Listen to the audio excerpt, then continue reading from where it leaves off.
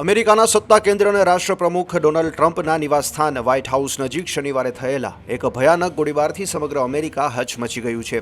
White હાઉસના north loan પાસે આવેલા 17th સ્ટ્રીટ વિસ્તારમાં એક શંકાસ્પદ વ્યક્તિએ સિક્યુરિટી ચેકપોસ્ટ નજીક આવી પોતાની બેગમાંથી હથિયાર કાઢી અધિકારીઓ પર ફાયરિંગ શરૂ કર્યું હતું, જેમાં નજરે જોનારાઓના જણાવ્યા મુજબ 20થી 30 રાઉન્ડ ગોળીઓ ચલાવવામાં આવી હતી. સિક્રેટ સર્વિસે તરત જ જવાબી કાર્યવાહી કરીને હુમલાખોરને ઘટના સ્થળે જ ઠાર માર્યો હતો, જેમાં એક નિર્દોષ નાગરિક પણ ઈજાગ્રસ્ત થયો છે, જ્યારે તમામ સુરક્ષા કર્મીઓ સુરક્ષિત છે. ઘટના સમયે રાષ્ટ્રપ્રમુખ ડોનાલ્ડ ટ્રમ્પ વ્હાઇટ હાઉસમાં જ હાજર હતા અને તેઓ સંપૂર્ણ સુરક્ષિત છે.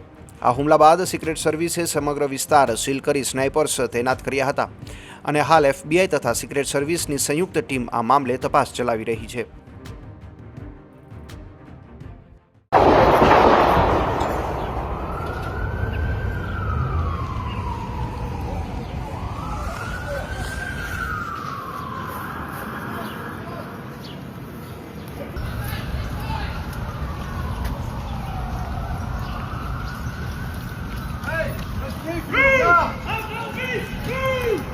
Inside, go! Get inside! Go! Go!